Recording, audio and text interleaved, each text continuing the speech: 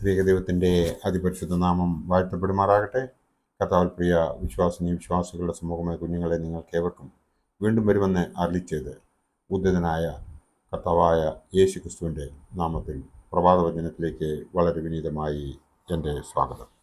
ഇന്ന് ഞാൻ വിഷയമായി കൊണ്ടുവന്നിരിക്കുന്നത് നന്മയും പ്രസാദവും പൂർണ്ണതയുമുള്ള ദൈവഹിതം. പരിശുദ്ധനായ പൗലോസ് ശ്ലീഹ റോമർക്ക് എഴുതിയ ലേഖനം 12-ാം അധ്യായം 2 ഇപ്രകാരം പറയുന്നു: ഈ ലോകത്തിന് അനുരൂപമാകാതെ നന്മയും പ്രസാദവും പൂർണ്ണതയുമുള്ള ദൈവഹിതം ഇന്നതെന്ന് തിരിച്ചറിയേണ്ടതിന് മനസ്സും പുതുക്കി രൂപാന്തരപ്പെടുവീൻ എന്നാണ് നമ്മോട് ആഹ്വാനം ചെയ്യുന്നത്. നാം ഓരോരുത്തരും ജീവിക്കുന്നത് ഈ ലോകത്തിന് അനുരൂപമായി ആണ്. ആയതിനാൽ നാം വളരെ കഷ്ടപ്പെടുന്നു എന്നുള്ള വിവരം നാം മനസ്സിലാക്കുന്നില്ല എന്ന് കരുതുന്നു. കാരണം എല്ലാവരും അത് മനസ്സിലാക്കുന്നില്ല എന്നുള്ളതാണ് സത്യം. നമുക്ക് സമാധാനമില്ല, അത് പോയി കഴിഞ്ഞിരിക്കുന്നു. കാരണം നമ്മൾ എളുപ്പവഴിയാണ് അന്വേഷിക്കുന്നത്. അത് ഈ ലോക ജീവിതത്തിന് വേണ്ടിയാണെങ്കിലും സ്വർഗരാജ്യം കരസ്ഥമാക്കുന്നതിന് വേണ്ടിയാണെങ്കിലും നമ്മൾ ഓരോരുത്തരും ചിന്തിക്കുന്നത് അതിനുള്ള ഷോർട്ട് കട്ട് എന്താണ് എന്നാണ്. നമ്മുടെ പിതാക്കന്മാർ നമുക്ക് പറഞ്ഞു തന്നിട്ടുള്ളതായ വഴികളിലൂടെ സഞ്ചരിക്കാതെ എളുപ്പവഴി നോക്കുന്ന കാലത്താണ് നാം ഓരോരുത്തരും ജീവിക്കുന്നത്.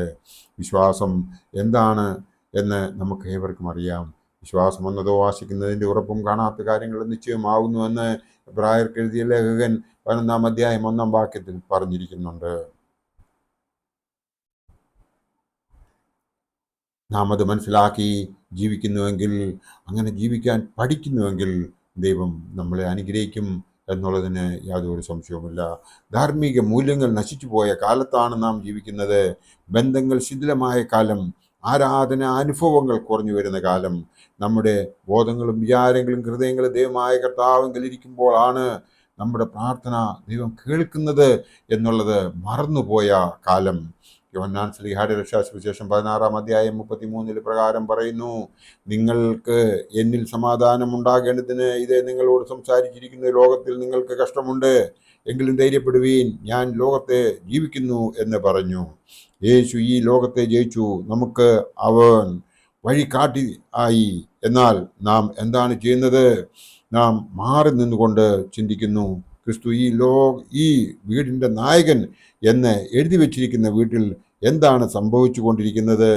വഴക്ക്, പിണക്കം, സ്നേഹമില്ലായ്മ, പരസ്പരം കുത്തിത്തിരിക്കുന്ന, പരസ്പരം കുറ്റങ്ങളെ മാത്രം കണ്ടുപിടിച്ചുകൊണ്ട് അതിനു വേണ്ടിയിട്ട് പരസ്പരം ആരോപണങ്ങളും പ്രത്യാരോപണങ്ങളും നടത്തുന്നതായ ഒരു കാലത്താണ് നാം ഓരോരുത്തരും ജീവിക്കുന്നത്. സങ്കീർത്തനങ്ങൾ 119 അതിൻ്റെ 54-ാമത്തെ വാക്യം ഇപ്രകാരം പറയുന്നു: ഞാൻ പരദേശിയായി പാർക്കുന്ന വീട്ടിൽ നിന്റെ ചട്ടങ്ങൾ എൻ്റെ കീർത്തനം ആകുന്നു. ആണോ? നമ്മുടെ വീടുകളിൽ പരദേശി യേശു ആണ് എന്നുള്ളതാണ് സത്യം.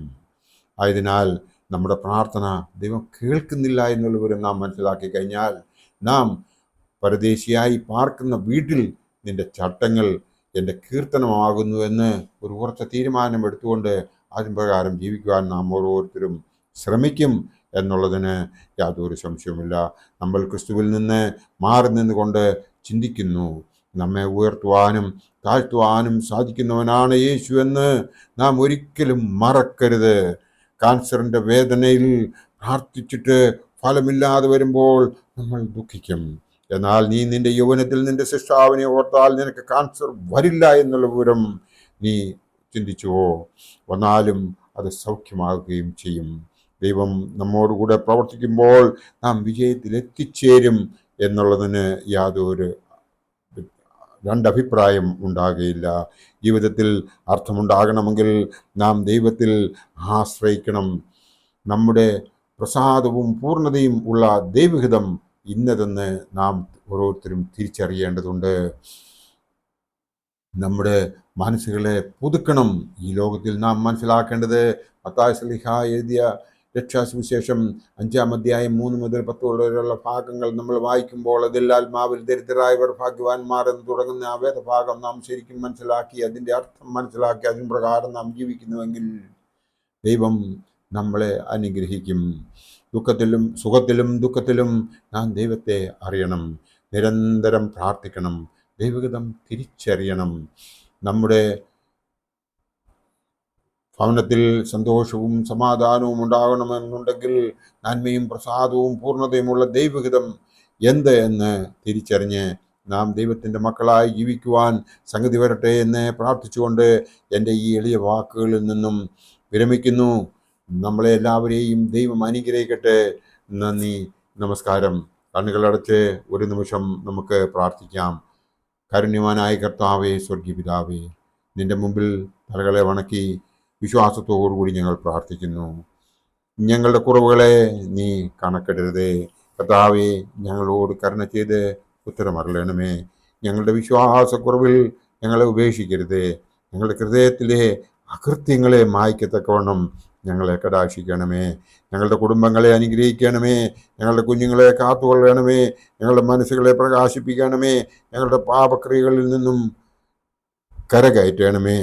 നിന്റെ മക്കളായി ജീവിക്കുവാൻ സംഗതി ആകണമേ. ഞങ്ങളുടെ ഈ എളിയ പ്രാർത്ഥന ശിമ്യോന്റെയും ഹന്നായുടെയും പ്രാർത്ഥനകളെ സ്വീകരിച്ചതുപോലെ നീ കൈക്കൊള്ളണമേ. ഞങ്ങളെല്ലാവരും ചേർന്ന് നിനക്കും നിന്റെ പിതാവിനും പരിശുദ്ധ റൂഹായിക്കും സ്തുതിയും സ്തോത്രവും അർപ്പിക്കുന്നു. ആമീൻ.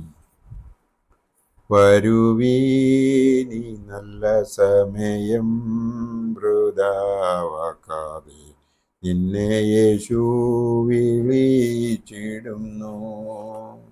വരുവീനി നല്ല സമയം വൃഥാവാക്കാതെ, നിന്നെ യേശു വിളിച്ചിടുന്നു.